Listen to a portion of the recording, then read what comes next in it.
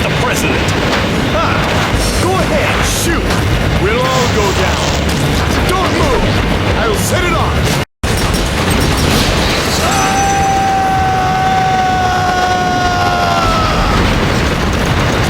The operation was a success.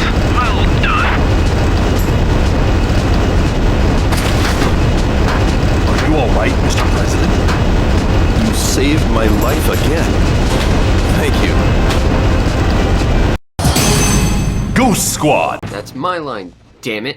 But yes, this is Ghost Squad on the Wii. It's an arcade-style light gun shooter, and because it's on the Wii, it doesn't require any CRT interlacing, guaranteeing that it will work as long as the Wii is capable of being hooked up to the TV. So, yay!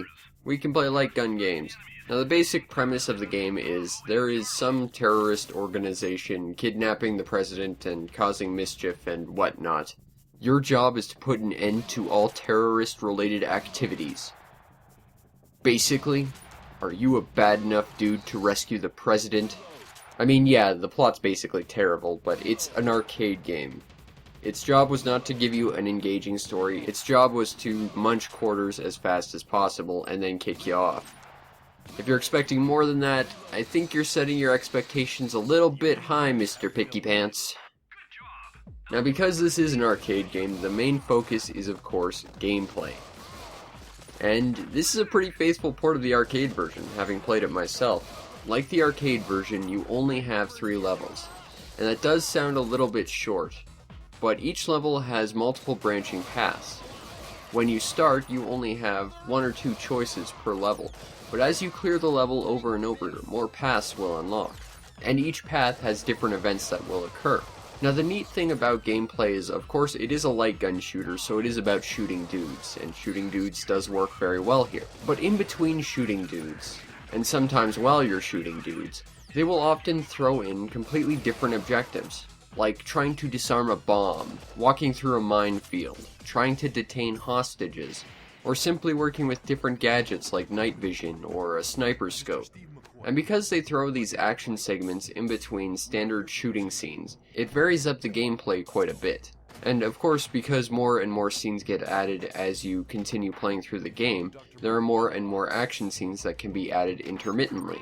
So this game, while only having 3 levels, is a constantly evolving thing, because you have so many different choices, and more choices unveil themselves as you keep playing. And that's one of 2 of Ghost Squad's greatest strengths, is the fact that it's an ever-evolving game, which of course gives it tons and tons of replayability, provided you're willing to play through the game X number of times to unlock all the different paths. I think one of the prerequisites is you also complete the final scene of the level, and I've still yet to actually be able to beat the final boss of Stage 3. Like, seriously, I don't know how you do it without having 2 people. Or like, shooting John Woo style with 2 Wiimotes, but I don't know how to do it on my own, to be honest. Now, the second biggest strength of Ghost Squad is its unlockables. I mean, sure, you've got unlockable alternate paths and stuff as you beat the game, but as you do better and better, the more kills you get, the higher scores you get, the more additional bonus pickups you get, you unlock extra experience for your profile. As you unlock extra experience for your profile, you'll unlock bonus materials. They can be anything from basic guns, starting with something like your standard assault rifle, to a shotgun, to even revolvers. There's tons of different guns to unlock here. And once you unlock them, it completely changes gameplay, which is totally cool. Like, one gun might have a greater piercing damage, which means if there's a hostage behind someone, you might have to be a lot more sharp a shot, or you could risk hurting the hostage behind them. Likewise, a shotgun has a crazy spread, which means you can get tons of bonus points by hitting multiple enemies at once, but you have to be a lot more careful around hostages, because it's nowhere near as precise as your starting assault rifle. And these little things help change gameplay up quite a bit, especially if you're trying to go for high scores and even more unlockables. Now, beyond unlockable weapons and routes, there's also unlockable costumes. Unfortunately, I can't really show too many here because on this save file I didn't get very far, but you've got stuff like different camo, and a cowboy skin, which I don't have footage of, but I played it in the arcade and I know it's here, so I can tell you what it's like, and it's pretty awesome. There's also unlockable stuff like the Virtua Cop skins, from all the way back on the Saturn. How cool is that? And all these unlockable skins, while just being a purely aesthetic thing, just add to the overall goofiness of the game. And that's definitely one of this game's greatest charms. Like the audio presentation, the music is just really average and completely forgettable. In fact, I'm not even sure if there is music on here, I don't remember any of it. But the voice acting and the plot are just awful. Like, seriously, it's just atrociously bad, and that's why I love it. It's just so cheesy. It's great. That cheesiness alone is enough to get me to buy this game. And that's pretty much Ghost Squad in a nutshell. It's a game that has a ton of grinding in order to unlock different routes, different equipment, and different skins. And while grinding is kind of a bad thing, it sort of works here because it's self-serving.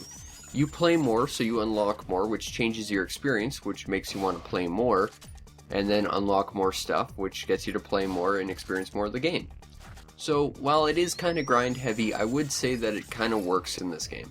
For the very low cost of what this game cost me, I think it's like $5, if that, it was totally worth it. So, if you think this looks cool, pick it up on the Wii, and unlike, say, Duck Hunt, it's guaranteed to work on a modern TV, which is great.